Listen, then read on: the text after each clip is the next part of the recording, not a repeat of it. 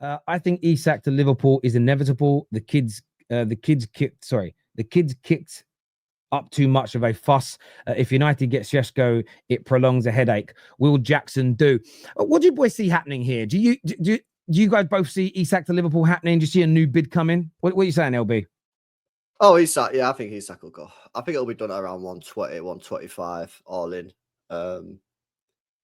What Newcastle do then, I don't know. I don't know what they're gonna do, to be honest with you. But they just shouldn't panic, man. I know it sounds mad, but don't panic. You know what I mean? If you get the money, look at the market. If you don't see anything there, you know what I mean? Maybe go get a short-term deal, but don't be going spending 80, 90 million on some. Because everybody know the problem Newcastle have got now, yeah, if they sell this Isak guy, which they probably will, everyone's going to know they've got dollar in the bank, innit? Yeah. Because apparently, I think I've seen something that said Liverpool's first bid said they'd pay 80 up front, I think it said. Or like a large amount of the fee was going to be up front. So everyone's going to know they've got that money up front. So as soon as Newcastle start knocking on the door of teams that they want to buy players, everyone's going to be like, oh, we know you've got 80 million quid sat in the bank account there. So we're going to put our prices up. So just don't panic from a Newcastle point of view. I don't know. You maybe try and get Watkins on a short-term loan. I don't think that's a terrible decision. Short-term, 30, 35 million, do you for 4 years. That'll be all right. But yeah, Liverpool. I think Liverpool are going to get him. I think it'll be done 120. I reckon. What with like achievable add-ons, like a few 10, 15 mil and achievable add-ons, winning the Premier League, Champions League, etc. Yeah, I just think it's just going to be in the region of like 120, 125. I don't think they're going to go up to like much more than that. I don't think so. And the problem is Newcastle now, like because Isak's kicked up this fuss, I just think that like they might be more willing to come down just to get rid of him, type thing. So yeah, but I don't know what Newcastle will do, man. If I was Newcastle, I'd go and get Watkins because don't Aston Villa need to sell some players as well? I swear Aston Villa have got PSR because they've not signed anyone. So you could potentially go to Villa, put 35, 40 million down for Watkins. You've got him then for 3 years. He's a good solid player. He'll do you for a couple of years. Go and strengthen your defense. Yeah, we're going to get another winger, and then in 2 or 3 years' time, then when you've sorted your full PSR out, Newcastle, go big for the next big like up and coming striker, like you know what I mean, like 2028, 2029 sort of thing. That's how I'd play it if I was Newcastle. Yeah, no, I agree. They can't go like wasting 80-odd million on someone like a Vlahovic or just going spunking money on any old Tom, Dick, and Harry. They've got to be smart with it and sensible with the dough. Otherwise, what's the point? I actually agree. If they can prize Watkins out there or Visa, neither are going to be ridiculously expensive. I reckon it'd be a great 2 to 3 year sort of stopgap for Newcastle. They've got someone through the door, knows the league. I reckon it'd be a really, really, really good, soften the blow, really, if they was to get like a Watkins or someone through the door. Definitely got to keep it in England, I reckon. Yeah, there's ways for Newcastle, as you say, to pivot towards. I do think if United get Sheshko, it may delay Isak to Liverpool. Based on what you said, LB, I think you're spot on that they're going to want to get some deals done before that money comes in. But they've got to get motoring at that point. But the good thing for Newcastle is if United get Sheshko, there aren't very many other teams then looking at strikers because everyone's kind of done their business. So they get a little bit of a clear run. I think they'll get Visser as well. But I wanted to ask you, LB, about Liverpool getting Isak because most people think the second bid's going to come, they're going to get him. Do you think, we'll talk Arsenal in a minute, but do you think City have been a little bit disrespected when all I keep hearing from people is league's over, there's no chance, Liverpool winning it. There seems to be a little bit of a writing off. And I've seen a few City fans tweet saying, I can't believe most predictions I'm seeing are putting City in third and fourth. People don't think we've got a chance of winning. How do you see it, LB? I think Liverpool are favourites, definitely, 100%. They won the league anyway. So I normally have the team that won the league favourites. And then especially when you go and add Wirtz, Kirkes, Frimpong and Ekatike and Isak, I mean, it's just stupid not to have them as favourites, in my opinion. It's just fucking ridiculous. So they are favourites. I don't think they're going to walk away with the league. I don't think they're going to walk away with it. I think City will be right up there. I'd be surprised if we're not up there, man. I think we'll finish second at the moment, and I think we'll probably finish within like 7 points, 8 points of Liverpool, which is not walking the league. That's less than three results away from overturning it. But people saying Liverpool are going to win it by 15 points, 20. I just don't see that at all. And people saying City are going to finish 4th or 5th. Well, we finished 3rd last year, and we were absolutely crap.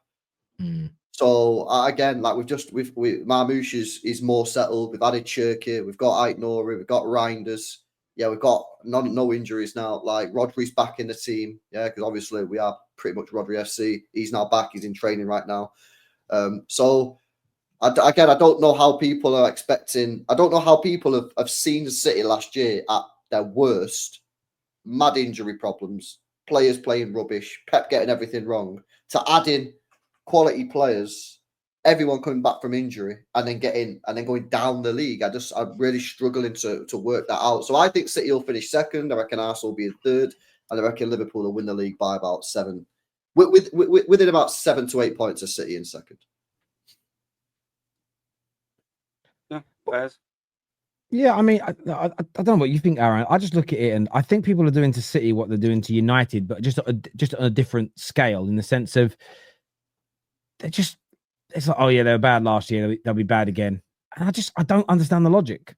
I think that City. I still have Liverpool as favourites. So I agree with you, but I think you're going to be there or thereabouts right to the end. It's kind of, maybe it's because you've not had a pre-season.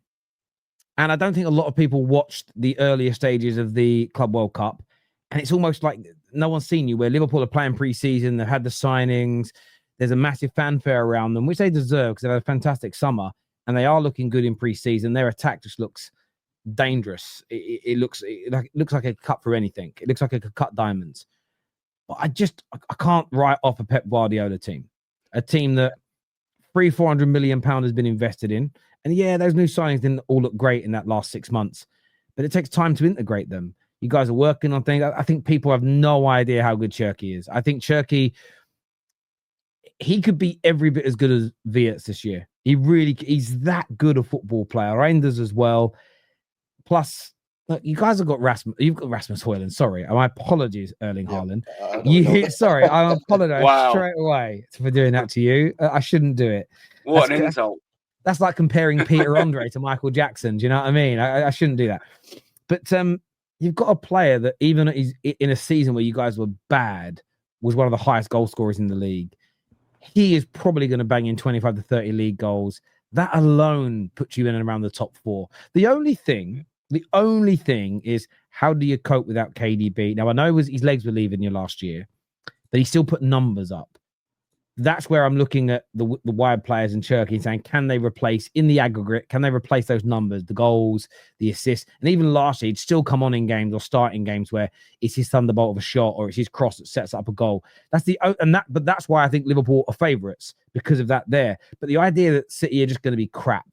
Rodri, I know he's had the injury, but it's modern medicine. Most players come back from those injuries now. Most players do, with the way they do it. So, yeah, I don't understand. I don't know about you, Aaron. I don't understand the writing off of City from so many rival fans. It seems a little bit premature to me. Yes, foolish, I reckon. Last season was the only season since 16-17 when he joined where they didn't win anything. So, you're looking at a Manchester City team that don't usually have back-to-back bad seasons. I reckon it's massively foolish to sleep on Manchester City next year. 100%. They've still got, like you said, players with absolute know-how. They've got best in position, Haaland up top. That I think they desperately need to have good performances consistently from the likes of a Savinho, from a Doku. They've got to step up next season for Manchester City, I think. I know obviously a couple of their players will be replacing one of them, but they've got a few underperformers from last season. I don't think will have the same poor standards next season. I can see Manchester City finishing second. I'll make Liverpool favourites all day long. But yeah, they've still got fantastic players. And more importantly, they've got a manager that knows what he's doing. They've got the know-how. Are Manchester City the team they were 2, 3, 4 years ago? Of course they're not. But they've still got that know-how. They've still got the manager that can get results. And that's always going to be a massive threat. If it works for Manchester City next season, who knows? But yeah, but I definitely wouldn't be ruling them out. Absolutely not. Can they win it? Of course they can. But I think Liverpool will probably have a bit too much for them in early season predictions. Essentially, none of us fucking know, do we? You know what I mean? No crystal balls in our hand, unfortunately. But yeah, I don't know. It'd be interesting to see. Arsenal, probably their ceiling's going to be third next year. I can't see us toppling Liverpool or Manchester City, but I bloody hope they do. It'd be a tricky one. We'll have to wait and see.